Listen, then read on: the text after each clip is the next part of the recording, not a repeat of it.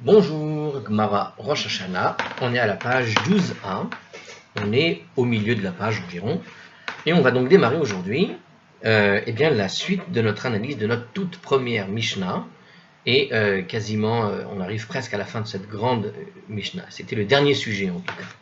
Quel était le dernier sujet de notre Mishnah principale, vous vous rappelez, la Mishnah principale, je vais vous la rappeler, parce que ça fait longtemps qu'on ne l'a pas rappelée. Donc, il faut la reprendre. Il y a 4 débuts d'année. Le premier Nissan, donc c'est vraiment la page 2a. On reprend tout début pour continuer correctement. Alors, il y a donc 4 débuts d'année. Le premier Nissan est le début d'année pour les rois et pour les fêtes. Le premier Elul est le début d'année pour les maaser, les animaux. Rabbi Elazar et Rabbi Shimon disent c'est le premier Tishri. Le premier Tishri est le début d'année pour les comptes des années et pour les années de Shemitah et de Yovel. Voilà. Et enfin, on arrive maintenant à cette partie qui est pour les jeunes arbres. Alors, on a traduit ici pour les jeunes arbres, et quand on va reprendre la fin, là, le début de notre suite, de la page 12a, ils traduisent non pas pour les jeunes arbres, mais pour les légumes. Alors, si vous avez suivi les vidéos d'avant, il y a déjà quelques indices qui sont dans la traduction en fait, puisque on avait vu que déjà certaines façons de décrire l'arbre permettaient de savoir si on parlait finalement de planter un arbre ou est-ce qu'on parle d'un arbre qui est déjà planté. Et quand tu plantes un arbre dans la phase de plantation, tant que tu es en dessous d'un mois, c'est un petit peu comme si tu plantais un légume, c'est peut-être cette idée-là qui est là. Alors la fin de la première Mishnah, je vais la refaire. Donc la fin de cette première Mishnah, le premier Shevat est le début de l'année pour les arbres, selon l'opinion de Beth Shammai, et Beth Hillel nous disent que c'est le 15 Shevat. Et voilà comment se terminait notre Mishnah. Donc on est à la partie où on parle de ces Yerakot, c'est-à-dire des légumes. Dans notre Mishnah que je viens de lire, ils l'ont appelé les jeunes arbres. Il y a 2 traductions différentes. Pourquoi? On va le découvrir on va le découvrir ici tout de suite dans l'explication finalement de notre Mishnah justement. Parce qu'en hébreu, il y a bien écrit l'irakot. Donc c'est le nouvel an pour les lirakot, il y a écrit.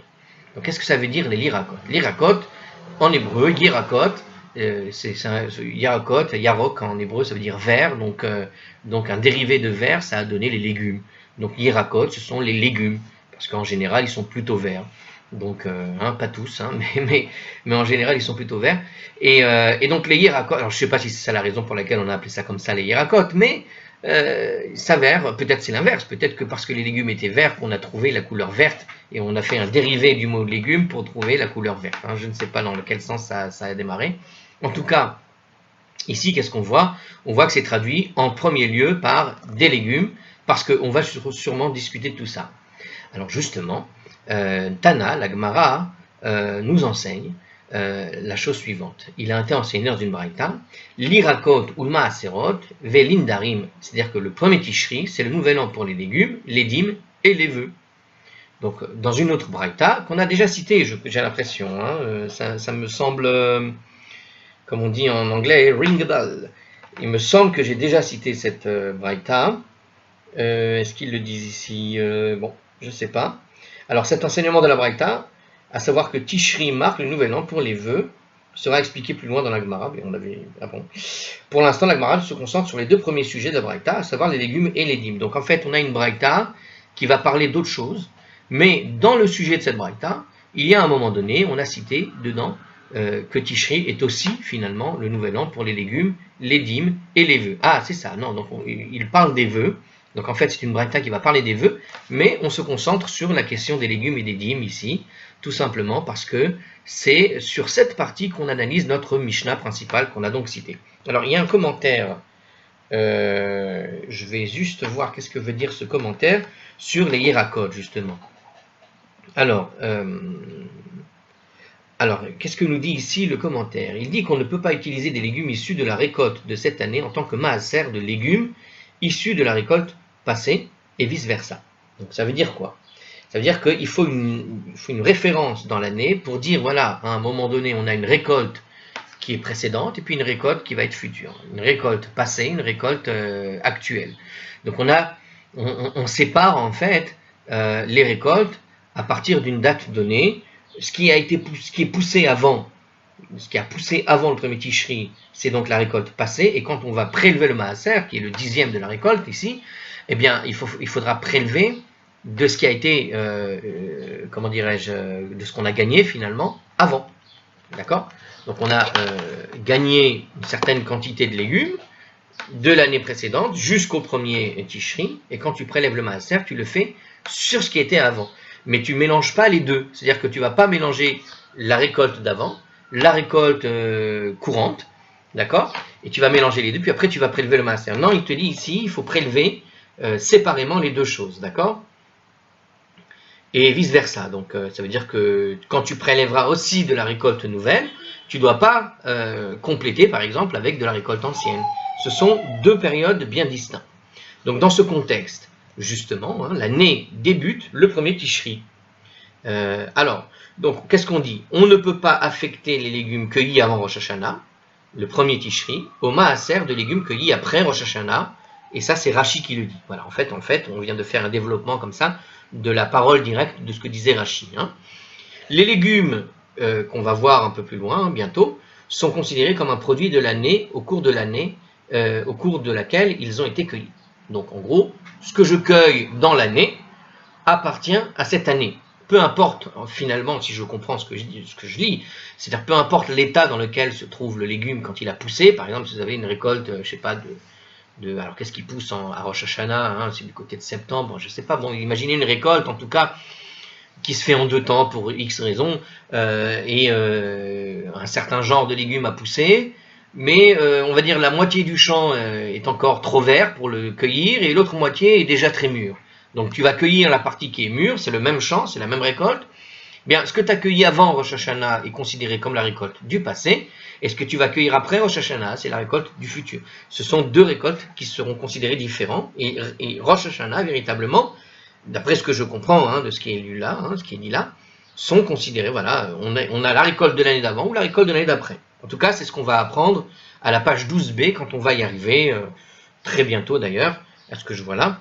Alors, que les récoltes, alors ici il nous dit en plus, que les récoltes de chaque année soient soumises à un prélèvement distinct de dîme, nous le déduisons d'un verset. Donc il y a en fait un verset qui dit comme ça, tu prélèveras la dîme de toute la récolte de tes semailles, le produit de ton champ, année par année. Donc on voit ici dans ce verset qui est dans Devarim chapitre 14 verset 22, pour celui qui veut chercher, eh bien on voit dans ce verset du Deutéronome que on doit prélever année par année les récoltes. Donc il y a clairement une ordonnance de la Torah qui invite à bien séparer les dossiers année par année. L'expression donc année par année indique que la récolte d'une année est soumise à un prélèvement distinct de celui de la récolte des autres années. Voilà.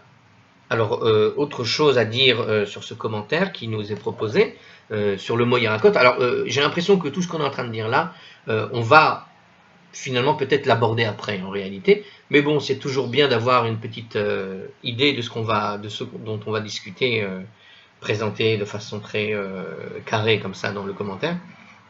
Alors on continue. La Gemara ne fournit pas la source explicite de l'année commencée à cet égard, à savoir en Tishri. Donc on n'est pas en train de chercher finalement la source en Tishri.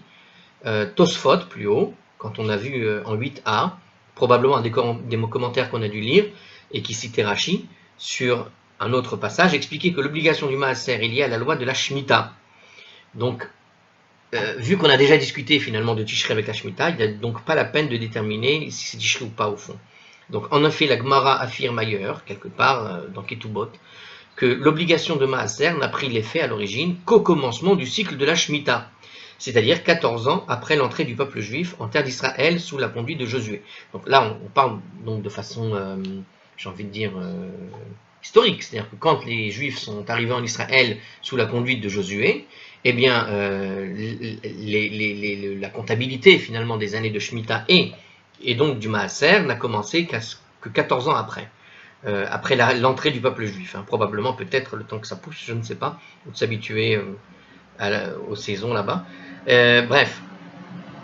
Alors c'est pourquoi un même calendrier vaut pour les deux, c'est-à-dire aussi bien pour l'année de Shemitah qui débute le premier Tishri que pour les années de Maaser, qui commencent aussi donc le premier Tishri, parce qu'en gros, si j'ai bien compris, de ce que rapporte Rashi, hein, c'est un commentaire sur ce qu'a dit Rashi, a priori, tout ça n'a commencé, les ordres ont été donnés dans la Torah, mais lorsque Josué est arrivé, ils n'ont évidemment pas pu faire tout de suite les choses, et ça n'a pris effet, hein, plus ou moins que probablement après la période de guerre qui a suivi l'arrivée de Josué, le temps de s'installer un minimum, que ça n'a commencé véritablement à fonctionner, le système, qu'à partir de 14 ans, quoi, 14 ans après leur arrivée. Et comme ils ont commencé en même temps, et la Shemitah et le Maaser, bon, la Shemitah, ça va de pair avec le Maaser, puisque la Shemitah, c'est le repos de la terre, le Maaser, c'est le prélèvement sur ce qui a été récolté dans la terre. Donc, les deux ont commencé finalement en même temps. Hein. L'année où tu as arrêté de travailler la terre, puis tu es intéressé au compte, en quelque sorte, après 14 ans à être arrivé dans la terre. Bon, voilà, bon, on peut dire ça comme ça. Très bien. Alors maintenant, on revient sur notre Gemara. Donc, pose la question de la Mishnah. On a vu dans la Mishnah, pardon, on pose la question de la Gemara. La Gemara nous cite donc la Mishnah qu'on avait vue, dans laquelle elle cite les légumes. Il a donc été enseigné, c'est ce qu'on a fait comme commentaire sur cela, que le premier Tishri, donc, est le nouvel an pour les légumes, les dîmes et les vœux. Alors, c'est pas écrit premier Tishri ici, mais en réalité, c'est dans le commentaire, parce que dans la version originale de la Braïta, ils n'ont pris que finalement l'expression qu'on a besoin. Les Irakot ou Maaserot vel Nedarim, comme c'est écrit dans notre Braïta. Les Irakot, Maïnimhu, et pour les légumes, qu'est-ce que ça implique? Maasar Yarak, il définit les dîmes qui sont liées aux légumes.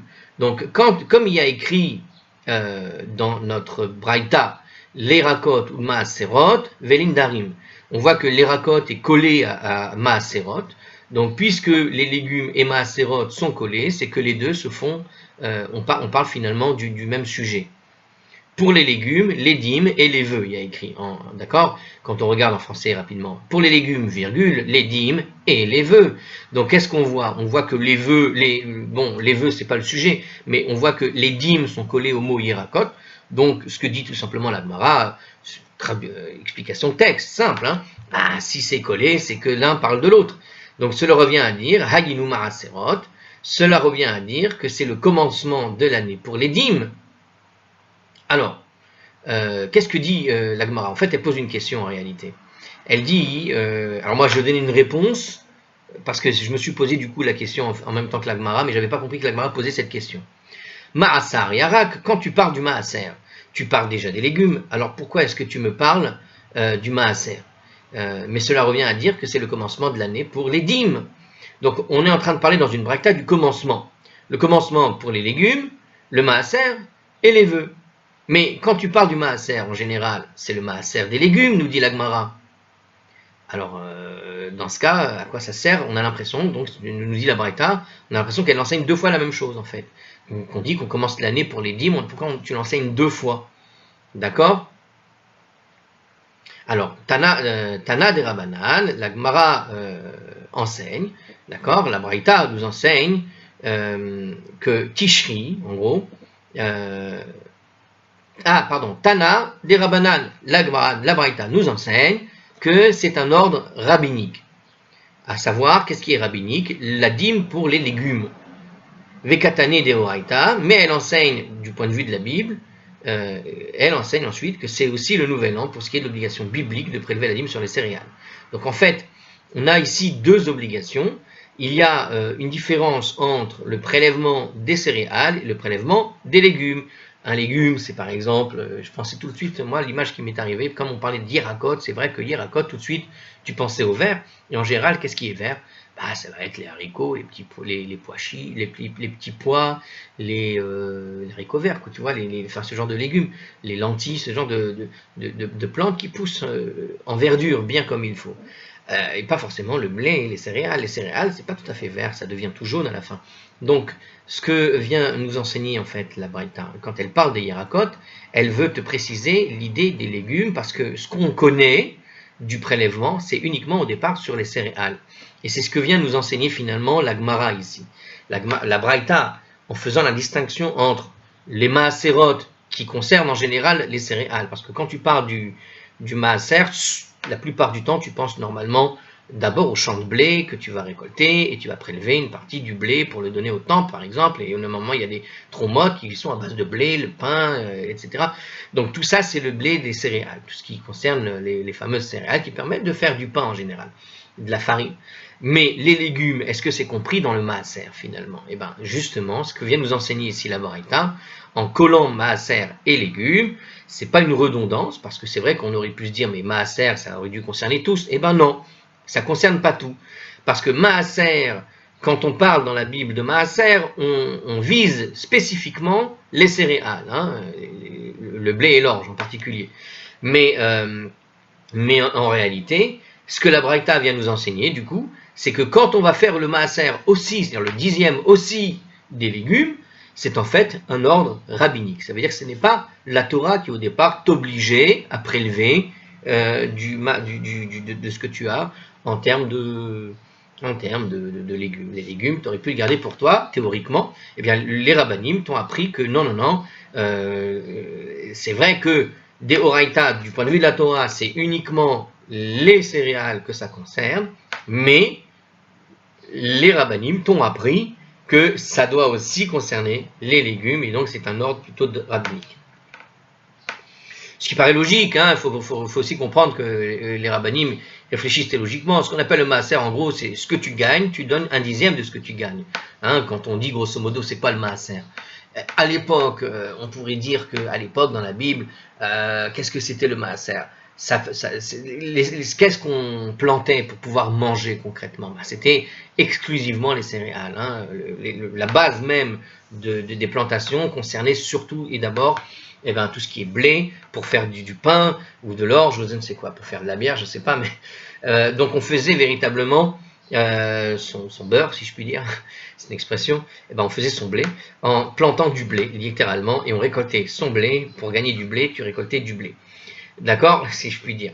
Eh bien, de la même manière, peut-être que des gens, au lieu de gagner du blé en plantant du blé, gagnaient du blé en plantant des légumes. Et en vendant les légumes, ils récoltaient aussi d'une certaine façon du blé. Donc les rabbinim sont venus te préciser, c'est vrai que du point de vue de la Torah, théoriquement, ça n'est que du blé. Mais les rabbinim, ils ont rajouté, ils ont dit non, il ne faut pas exagérer. Oui, c'est vrai que le blé, c'est ce qui va servir à te nourrir. Mais puisque tu te nourris avec d'autres légumes et que tu fais des plantations de légumes pour cette raison-là, eh bien, le maaser, évidemment, s'étend aux légumes. Mais on a besoin des rabbinim qui nous le précisent. Sinon, des gens pourraient jouer un peu avec la Torah en se disant, bon, moi, puisque la Torah ne parle que de blé, pas besoin de planter autre chose.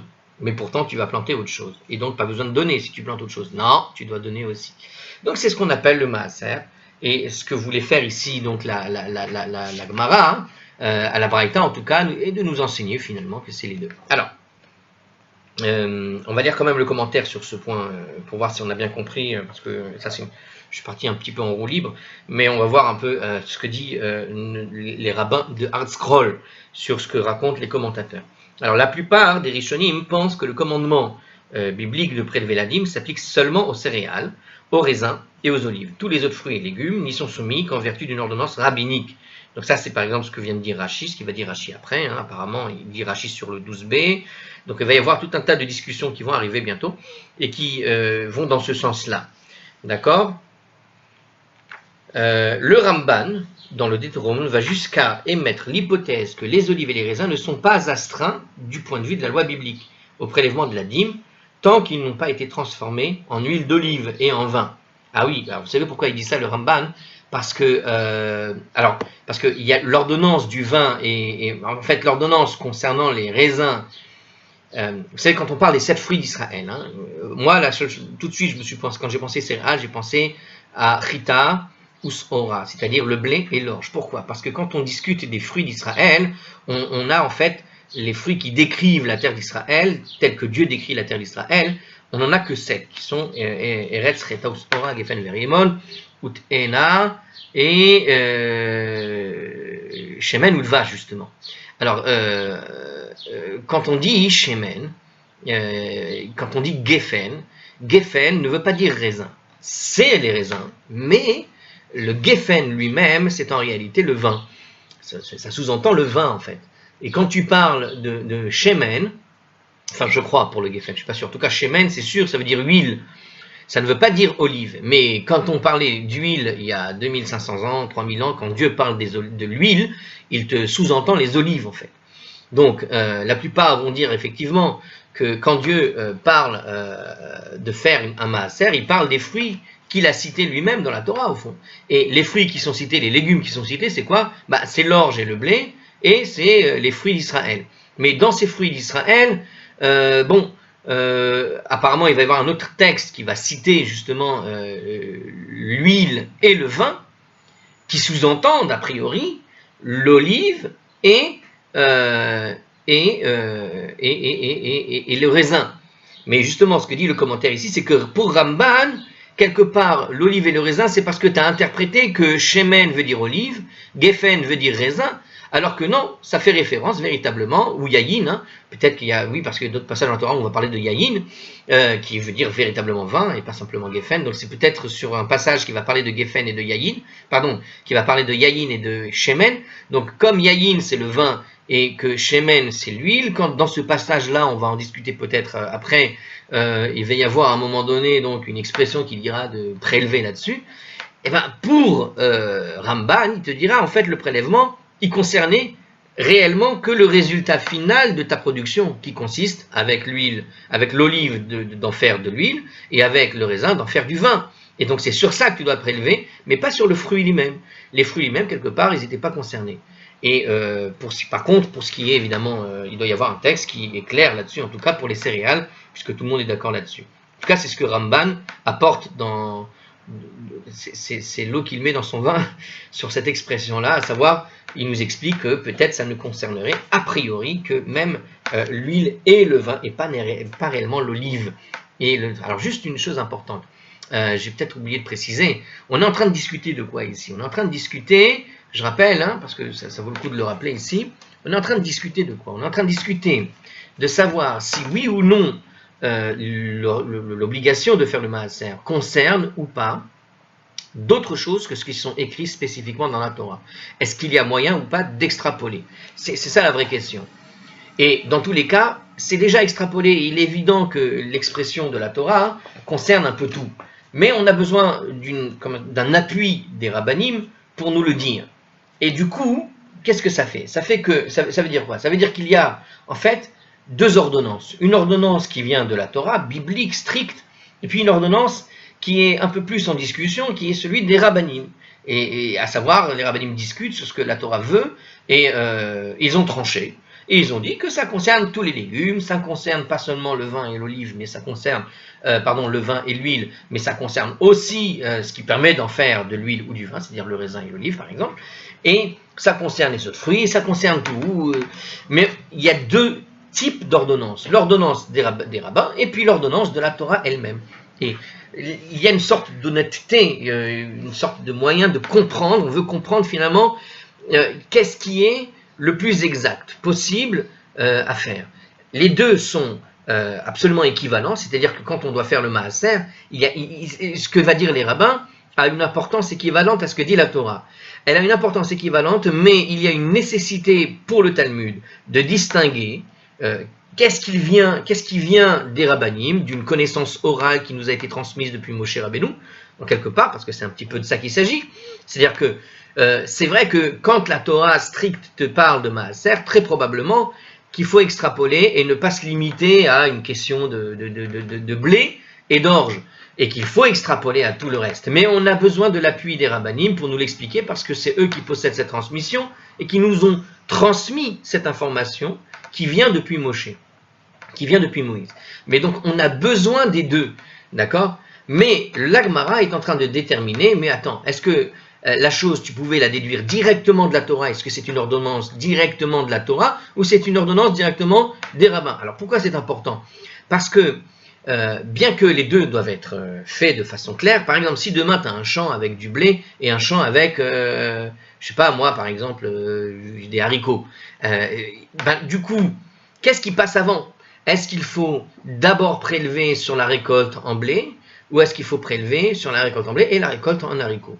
Est-ce que les 10% de l'ensemble de ma récolte, de l'ensemble de mon champ doit se concentrer par exemple sur que le blé, ou est-ce que je peux y mettre une partie, 10% de ce qui est en blé, et puis 10% de ce qui est sorti des haricots. Tu vois, ou est-ce que je dois faire 20% de tout ce qui concerne le blé, puisque c'était ça qui était de la Torah, et puis pour ce qui est des haricots, je suis pas obligé d'aller prélever, mais je prends la valeur que j'aurais dû mettre dans le blé. Ce genre de question est possible. Je ne sais pas si ça a été posé d'ailleurs, mais c'est le genre de question qu'on peut se poser. Et qu'est-ce qui permet de trancher en général sur ces choses-là? De savoir si c'est Oraïta ou des Rabbanan. Parce que tout ce qui est Oraïta, ça veut dire tout ce qui vient de la Torah de manière claire, nette, sans aucune ambiguïté, eh bien, si jamais demain il y a un conflit entre une question qui vient de Oraïta et une autre question qui vient de Oraïta, le conflit se règle l'un avec l'autre et l'un peut annuler l'autre. Mais si jamais il y a une sorte de conflit avec une question qui vient de Oraïta, avec une question qui vient des Rabbanim, qui est certes une transmission, mais qui a quand même un poids légèrement moins fort que celui de la Torah elle-même stricte, alors c'est toujours la Torah stricte qui gagnera sur la question des Rabbanim. Donc ça fait partie de ces choses-là. Le fond de la question, c'est de déterminer qu'est-ce qui a une préséance dans une réflexion.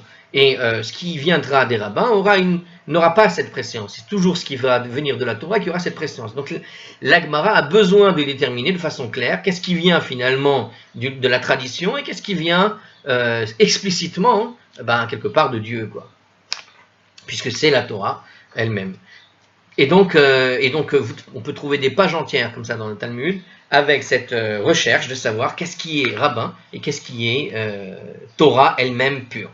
Alors, reprenons notre Braïta. Alors, donc, on a expliqué qu'on avait le texte avec le mot lirakot ou maaserot venedarim. Là, donc, l'Agmara a donc demandé si c'était pas un petit peu redondant cette histoire de maaserot, parce que finalement, les rakot, tu es en train de nous apprendre qu'il faut faire le maaser sur les hirakot, mais juste après, tu parles de maaser. Donc, pourquoi tu me fais une redondance? On a compris que les rakot, c'était pour les maaser. Donc cette braïta ne nous apporte pas d'informations supplémentaires.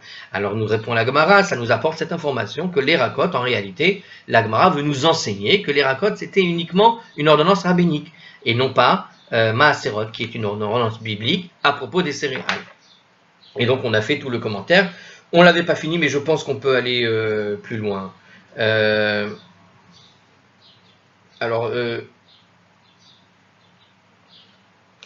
Alors, juste pour terminer sur ce commentaire, parce que quand même il y a un petit truc important à dire, donc a priori tous les Rishonim admettent que c'est purement rabbinique, la dîme sur les légumes.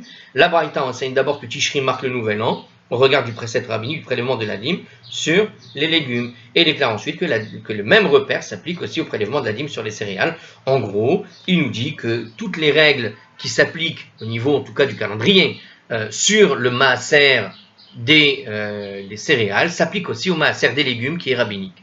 Voilà, tout simplement, c'est ce que voulait nous dire le commentaire. Alors la Gemara pose la question à la suite de tout ça, mais que la Braïta nous traite de la dîme biblique en premier.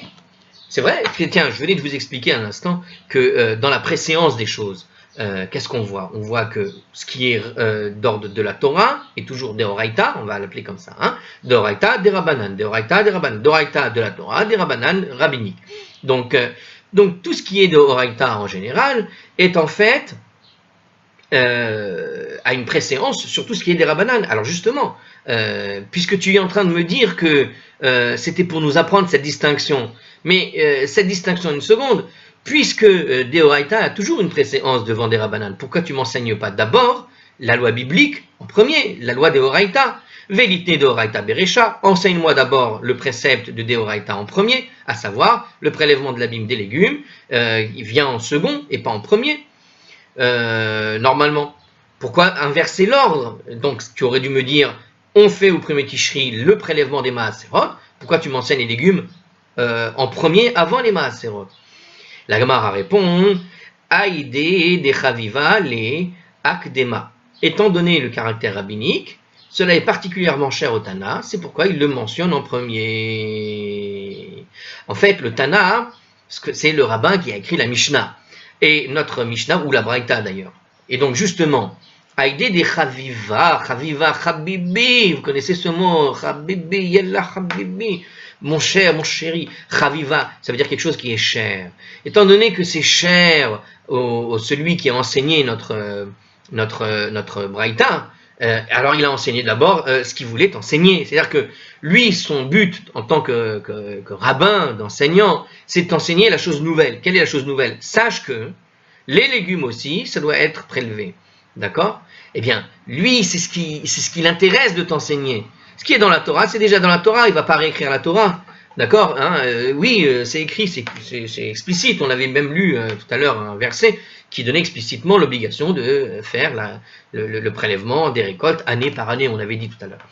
Bon, alors justement, eh ben, qu'est-ce qui est cher à celui qui rédige la Mishnah, la Braïta? C'est ce qu'il a envie de t'enseigner en premier, pas ce qui est déjà dans la Torah. Ça, ce qui est déjà dans la Torah, toi, tu lis la Torah, tu vas le trouver tout seul. Bon, alors lui, ce qui l'intéressait, c'est d'abord de t'enseigner la chose qui vient des rabbins, puisque c'est lui qui te l'enseigne, c'est ça les rabbins. Donc voilà. Donc il te dit tout simplement que c'est une question presque de goût, mais on voit que c'est plutôt logique en réalité, parce que au fond, l'intérêt d'écrire la Braïta, c'est de t'enseigner quelque chose, et donc qu'est-ce qu'il vient en premier? C'est le chidouche, la nouveauté, la chose qu'on veut t'apprendre, et pas la chose que tu peux savoir déjà en ayant lu la Torah, sinon il t'apprend rien de nouveau. Donc c'est pas une question ici de préséance, c'est plus une question de qu'est-ce qui est cher aux yeux de l'enseignant, c'est de t'enseigner la chose qu'il veut t'apporter de premier. Donc il te donne en premier lieu ce qu'il veut t'apprendre. Et c'est pour ça que la Braïta nous a donc enseigné en premier le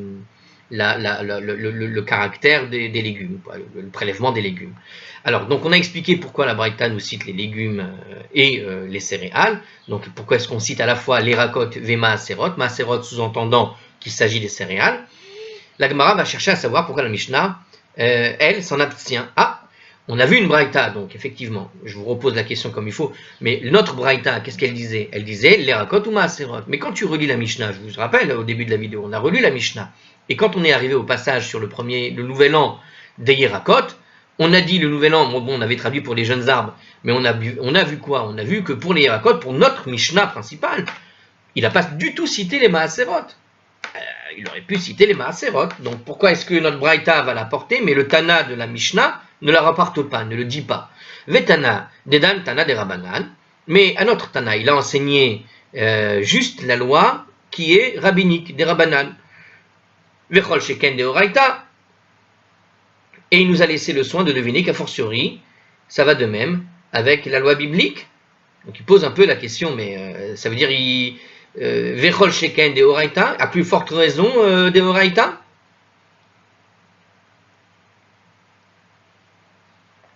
Alors non, c'est pas une question, c'est une affirmation tout simplement. Donc en fait, il répond en fait à la question qui n'a pas été posée explicitement, d'accord? Il répond à une question qui n'a pas été posée et qui a été posée uniquement dans les commentateurs. Donc les commentateurs nous disent qu'en fait là maintenant notre Mishnah répond à cette question qui est la suivante. Le Tana, quand il a enseigné Yerakot là-bas dans la Mishnah principale à la page 2a, eh bien il a enseigné la chose parce que c'était d'ordre rabbinique. Donc en fait c'est le même concept, à savoir que il enseigne ce qui est cher, ce qu'il veut enseigner de nouveau, de particulier. Mais tout ce qui est d'ordre rabbinique, il t'a laissé le soin de comprendre tout seul. Bah évidemment que si déjà les légumes, tu dois faire les maaser, comme moi, rabbin, je te le dis, tu comprendras des oraïta que les céréales, ça vient de la Torah. Et donc de toi-même, tu dois comprendre. Alors, la Gemara poursuit quand même l'analyse. Alors la Gemara nous poursuit l'analyse. Elle n'a velitne maaser, mais au fond, tu sais quoi? Nous dit la Gemara à propos de la Braïta, elle n'avait qu'à enseigner le maaser. On n'avait pas besoin d'enseigner les légumes. Voilà. Pourquoi? Parce que qu'est-ce qu'il y a écrit dans la Braïta? Écoutez bien la petite nuance par rapport à tout à l'heure.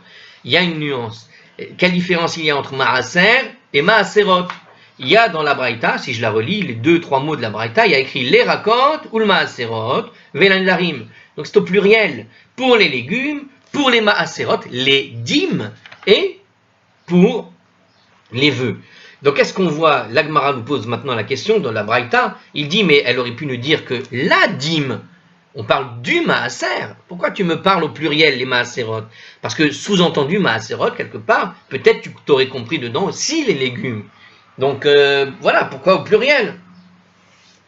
Alors, donc la Gemara nous répond Echad ma'asar behema ve'echad ma'asar dagan. Alors c'était pas pour nous parler du maaser des céréales et du maaser des légumes, justement, mais c'était pour nous enseigner Echad ma'asar behema, c'est en fait à la fois la dîme qui est relative à l'animal et à la fois la dîme relative aux céréales, ve'echad ma'asar dagan, la dîme relative donc aux céréales. On a deux maaser différentes qui sont explicites dans la Torah. Le maaser des animaux, comme on a expliqué dans les pages d'avant là qu'on avait fait, et la maaser des céréales, qui sont donc deux choses différentes.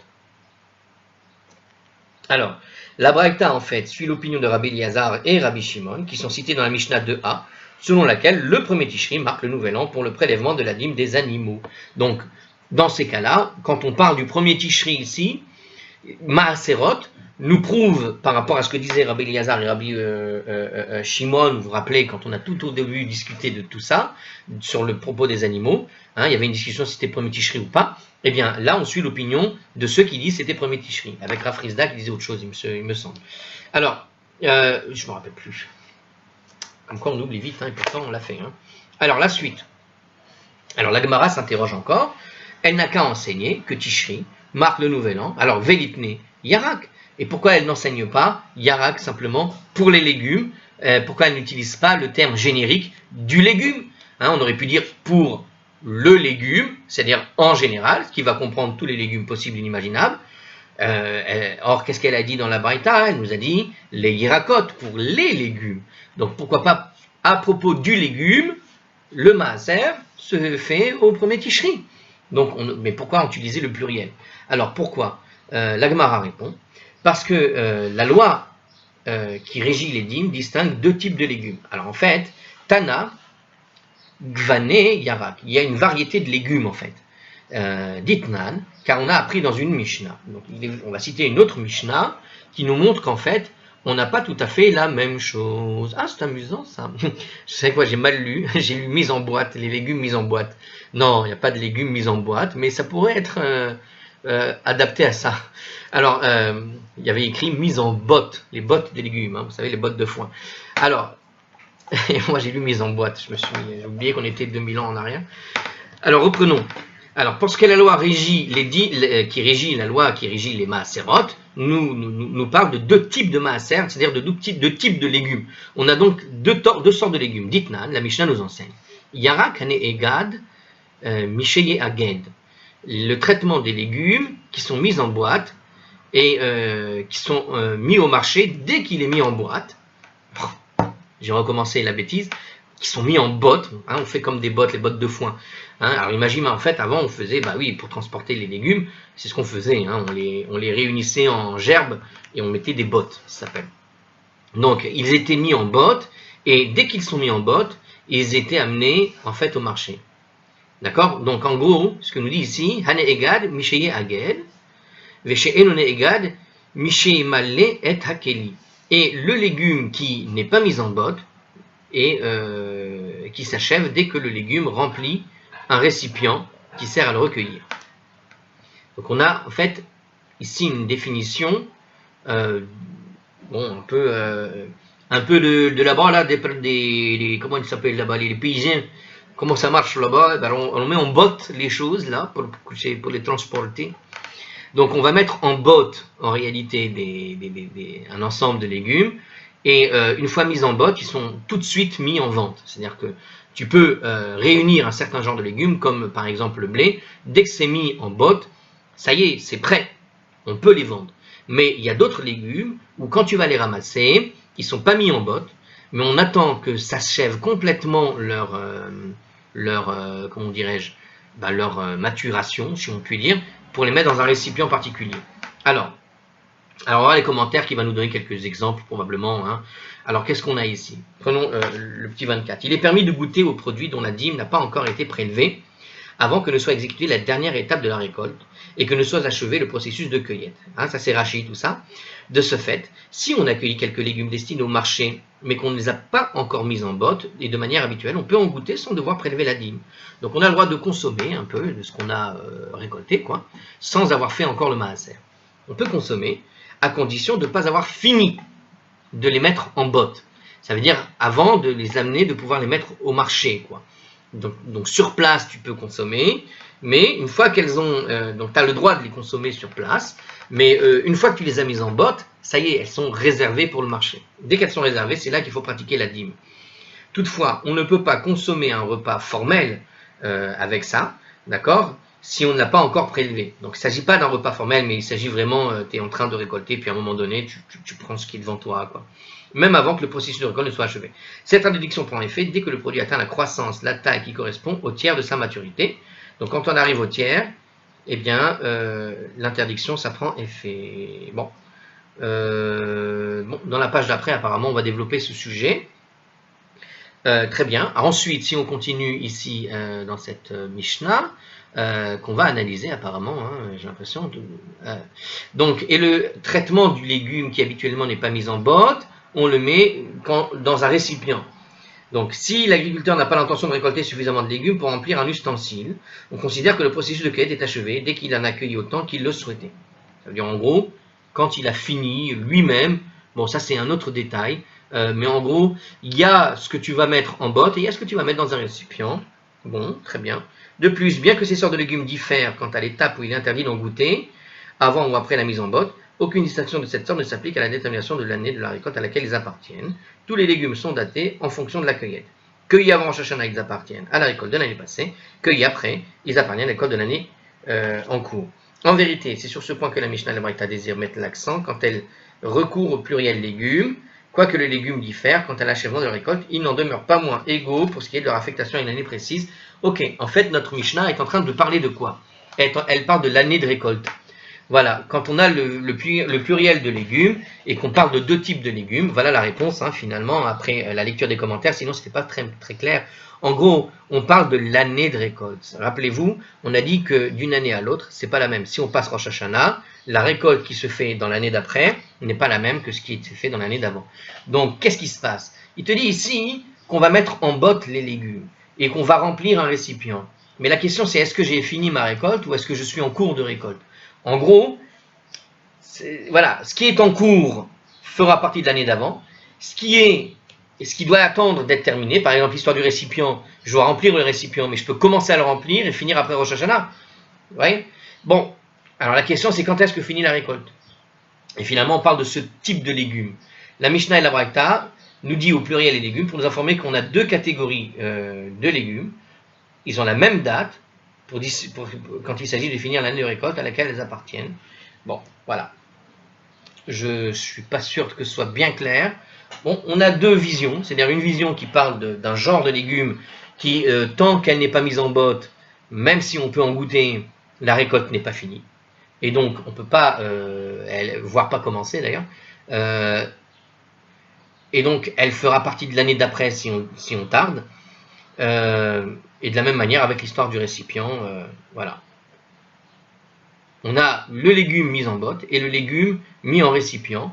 Si ça se trouve, c'est le même légume, mais comme ça va, on va dire le fait de compléter un récipient prend un certain temps, même si c'est la même date, ça peut terminer en deux genres de légumes différents. Bon, je sais pas très bien. Moi, je pensais qu'ils allaient me donner des exemples. Je suis un peu déçu. Je pensais qu'ils allaient donner des exemples, par exemple, de type de cueillette, éventuellement, quel genre de légumes on parle, ce qui se met en botte et ce qui se met en... Hein, je regarde par exemple les haricots, c'est plutôt dans un récipient que plutôt en botte. Et je regarde par exemple donc les céréales en général, tu peux les épandre en forme d'épi, mais tu peux aussi les mettre dans un récipient, c'est-à-dire que tu attends que le blé sèche complètement et puis tu tapes pour sortir les grains de blé que tu vas remplir un récipient avec. Bon, il y a deux visions, et peut-être c'est de ça qu'on parle d'ailleurs, hein, parce qu'il y a les épis que tu vas mettre en épis direct pour vendre tout de suite, ou il y a les épis que tu vas mettre en récipient, et on a finalement une même récolte, mais avec deux étapes différentes, et c'est ça l'histoire des deux types de légumes possibles, qui vont, en tout cas de ce que dit la fin de notre commentateur, qui vont finalement terminer sur les étals, mais à des dates différentes. Et donc, puisqu'il y a des dates différentes, on doit parler de deux genres de légumes différents. Voilà. Une compréhension parmi d'autres à suivre.